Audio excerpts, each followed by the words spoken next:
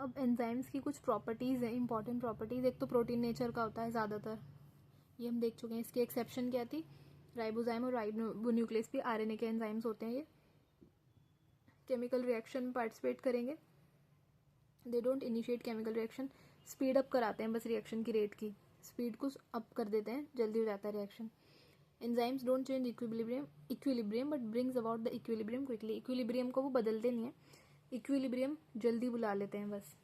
Rate का formula होता है delta P by delta T, delta P is change of products by change in time, कितनी जल्दी product बना वो हमें रेट से पता चलेगा, स्पीड बताती है रेट हमें रिएक्शन की।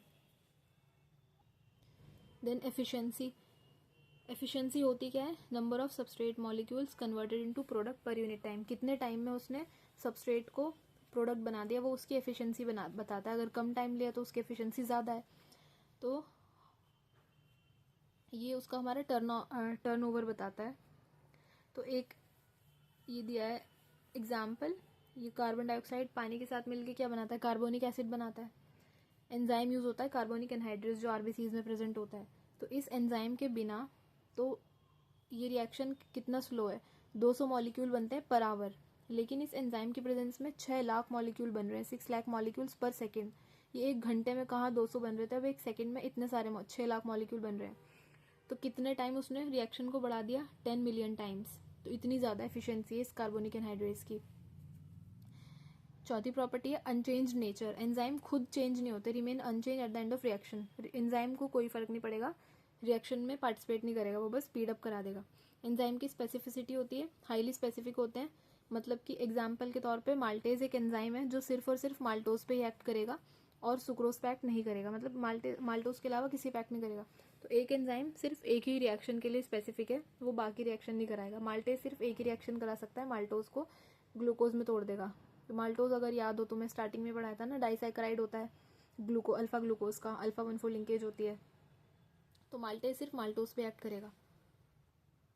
अब ये एंजाइम जो है रेट ऑफ रिएक्शन को चेंज करते कैसे हैं, तो ये क्या होता है, एंजाइम है हमारा, सबस्ट्रेट है, ये दोनों मिलके कॉम्प्लेक्स बना देते हैं, एंजाइम सबस्ट्रेट कॉम्प्लेक्स।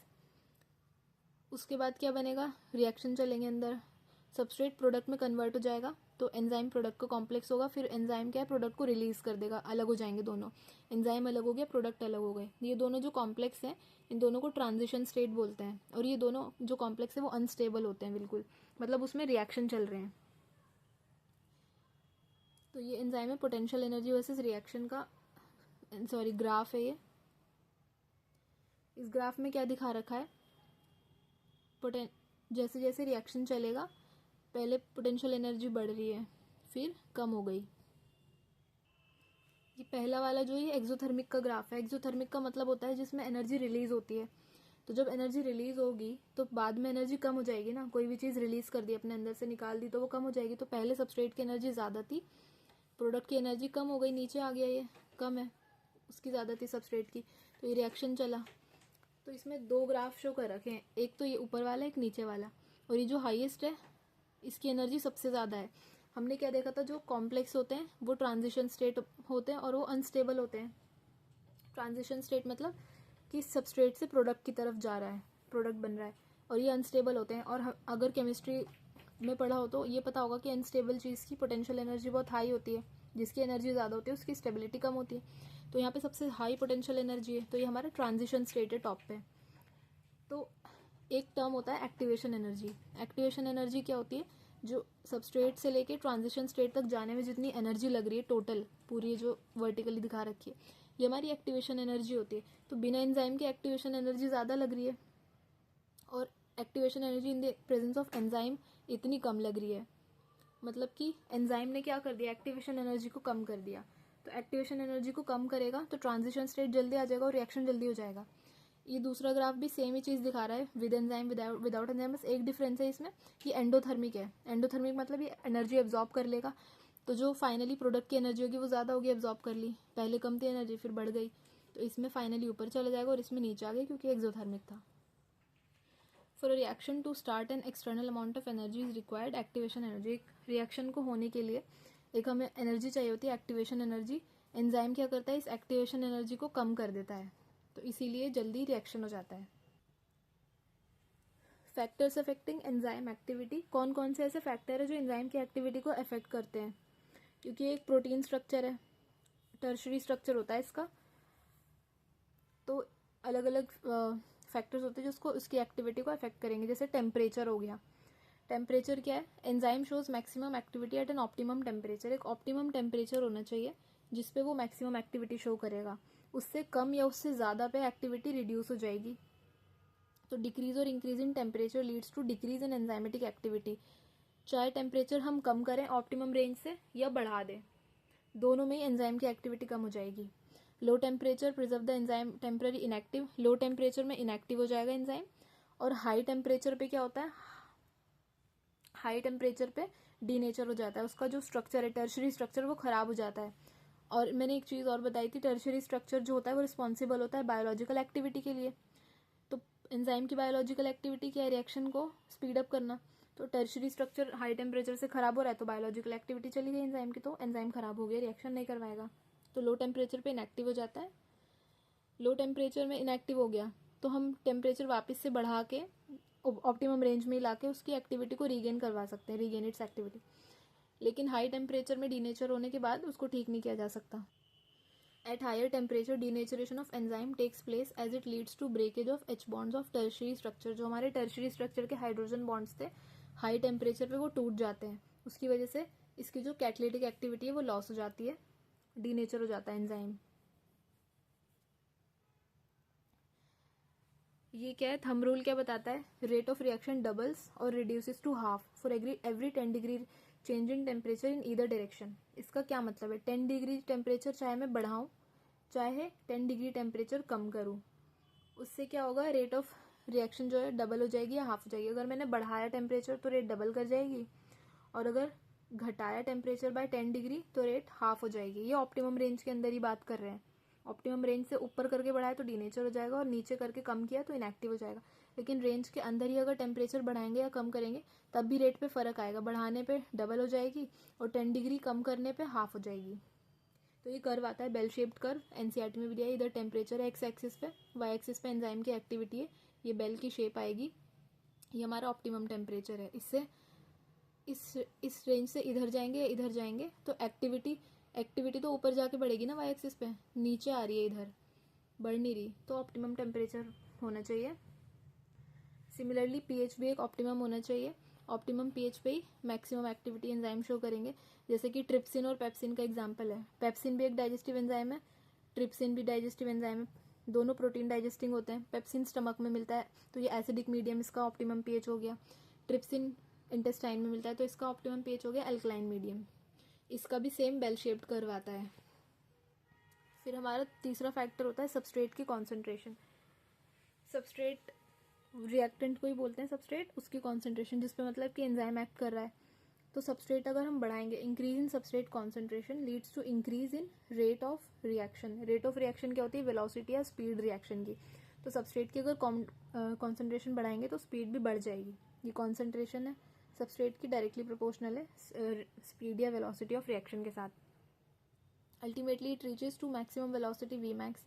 एक टाइम आएगा जब मैक्सिमम वेलोसिटी आ जाएगी, उसके बाद एंजाइम सैचुरेट हो जाएगा। एंजाइम के पास साइट्स होती हैं, मान लो एंजाइम के पास सीट्स होंगी कुछ जहाँ पे सबस्ट्रेट आके बैठ सकता है और फिर वो कन्वर्ट हो जाएगा प्रोडक्ट में। तो वो लिमिटेड सीट्स होंगी, ऐसे तो नहीं है कितना भी आता रहे। तो जब वो सारी सीट्स भर जाएंगी एंजाइम की तो वो उस पॉइंट पे मैक्सिमम वेलोसिटी अटेन हो जाएगी। उसके बाद उस मैक्सिमम वेलोसिटी से और ऊपर वेलोसिटी नहीं बढ़ सकती हमारे रिएक्शन की, क्योंकि अब एंजाइम जो है वो सबस्ट्रेट हो चुका है। उसके बाद तुम कितनी भी सबस्ट्रेट की कॉन्सेंट्रेशन बढ़ा लो, क्योंकि अब और जगह ही नहीं बची एंजाइम पे, तो और सबस्ट्रेट आके एंजाइम पे बैठ ही नहीं सकता, तो और स्पीड नहीं बढ़ पाएगी, मैक्सिमम अचीव हो जाएगी। एंजाइम सैचुरेट हो गया, सैचुरेट होने का वही मतलब है सारी सीट्स भर गई उसकी, सारी की सारी जो एक्टिव साइड्स हैं जहाँ पे हमारा सबस्ट्रेट आके बैठता है वो सब फिल हो चुकी हैं। अब कितना भी और सबस्ट्रेट बढ़ा लो अब कुछ नहीं होने वाला। एक ये इक्वेशन है मिकेलिस मेंटेन इक्वेशन, ये वेलोसिटी के बारे में, V max into substrate concentration upon में केम प्लस सबस्ट्रेट कॉन्सेंट्रेशन, ये याद नहीं करना। इसमें ये केम हमारा एफिनिटी बताता है, मिकेलिस कांस्टेंट है, एफिनिटी बताता है हमारे एंजाइम की। ये वाला ग्राफ याद करना है, ये इंपॉर्टेंट है। केम क्या होती है? केम वो सबस्ट्रेट कॉन्सेंट्रेशन है eight which enzymatic reaction attains half of its maximum velocity. पहले ये ग्राफ समझेंगे फिर ये लाइन समझ आएगी। ये वाला हमारा ग्राफ है, एक्स एक्सिस पे हमने सबस्ट्रेट की कॉन्सेंट्रेशन को प्लॉट किया, वाई एक्सिस पे वेलोसिटी है। कैसा ग्राफ बनता है? रेक्टेंगुलर, ये पता होना चाहिए कैसा बनता है। रेक्टेंगुलर हाइपरबोला वाला कर्व बनेगा जब इसको ड्रॉ करेंगे। अब हमारी वी मैक्स क्या होती है? इससे क्या पता चल रहा है? ये सबस्ट्रेट की कॉन्सेंट्रेशन बढ़ रही है, ये वेलोसिटी बढ़ रही है, तो क्या हो रहा है? सबस्ट्रेट की कॉन्सेंट्रेशन बढ़ रही है तो साथ साथ वेलोसिटी भी बढ़ रही है, दोनों बढ़ रहे हैं एक साथ। फिर एक पॉइंट आया, वी मैक्स अचीव हो गई, मैक्सिमम वेलोसिटी आ गई। अब उसके बाद सबस्ट्रेट की कॉन्सेंट्रेशन हम बढ़ाए जा रहे हैं, लेकिन वेलोसिटी और ऊपर नहीं जा रहा, ग्राफ यहीं पे ऐसे ही है, रुक गया। मतलब कि वेलोसिटी वी मैक्स से ऊपर नहीं जा रही, कांस्टेंट हो गई अब वेलोसिटी वी मैक्स आने के बाद, चाहे कितनी भी सबस्ट्रेट की कॉन्सेंट्रेशन उसके बाद हम बढ़ाए जा रहे हैं इस पॉइंट के बाद, लेकिन वेलोसिटी और नहीं बढ़ रही। तो ये हमारी वी मैक्स होती है। और मतलब कि हमारी एंजाइम की सारी साइड्स फिल हो चुकी हैं। अब कितना भी सबस्ट्रेट दे लो, अब कुछ नहीं होने वाला, क्योंकि एंजाइम की सारी साइड्स फिल हो चुकी हैं। अब वी मैक्स अचीव हो चुकी है, अब चेंज नहीं होगी, वेलोसिटी कांस्टेंट होगी।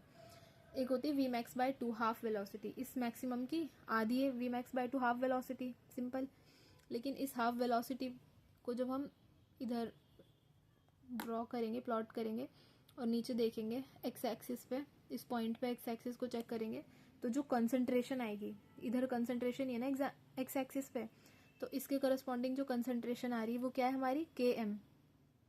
क्या बोलते हैं उस कंसंट्रेशन को? केम बोलते हैं, मिकेलिस कांस्टेंट।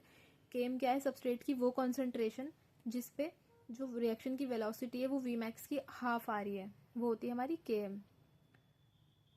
तो higher the substrate concentration higher the velocity, ये तो हम देख चुके हैं, वेलोसिटी और सबस्ट्रेट कॉन्सेंट्रेशन डायरेक्टली प्रोपोर्शनल है। जैसे जैसे सबस्ट्रेट कॉन्सेंट्रेशन बढ़ रही है वेलोसिटी भी बढ़ती जा रही है। पहले तो डायरेक्टली प्रोपोर्शनल आ रहा है इनिशियली, बाद में हाइपरबोला हो गया। फिर ये आफ्टर 100% सैचुरेशन, जब पूरा सैचुरेट हो गया, एंजाइम की सारी साइड्स फिल हो गई, उसके बाद if we increase substrate concentration बढ़ाने के बावजूद भी वी मैक्स जो है वो कांस्टेंट है, वो नहीं बढ़ रही है, और क्योंकि सारी साइड्स फिल हो चुकी हैं।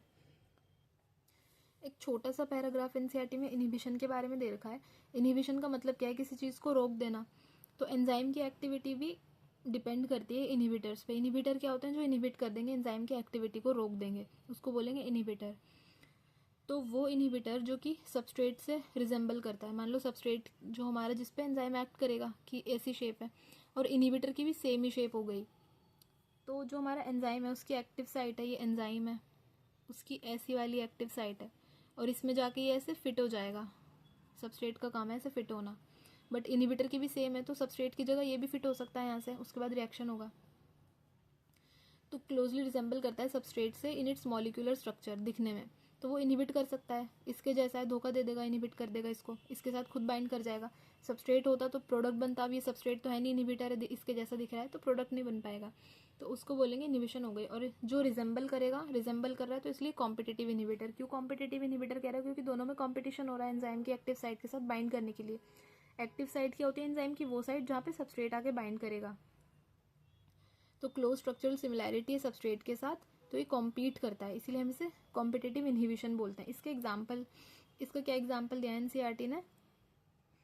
Inhibition of succinic dehydrogenase by malonate which closely resemble the substrate succinate in structure. Substrate कौन है हमारा? सुक्सिनिक डिहाइड्रोजनेज, एज जिसके आगे आता है वो तो एंजाइम है, ये तो हमारा एंजाइम है। इसको इनहिबिट कौन कर रहा है? मैलोनेट। तो मैलोनेट हमारा इनहिबिटर है, और सबस्ट्रेट कौन है? सबस्ट्रेट है हमारा सुक्सिनेट। तो क्वेश्चन नीट में आता है इसमें से सबस्ट्रेट कौन है, इनहिबिटर कौन है, मैलोनेट और सुक्सिनेट में। तो सुक्सिनेट हमारा सबस्ट्रेट है, मैलोनेट हमारा इनहिबिटर है। ये कॉम्पिटिटिव इनहिबिटर्स जो होते हैं इनको यूज़ किया जाता है बैक्टीरियल पैथोजेंस को कंट्रोल करने के लिए, ये भी इसकी एक एप्लीकेशन है।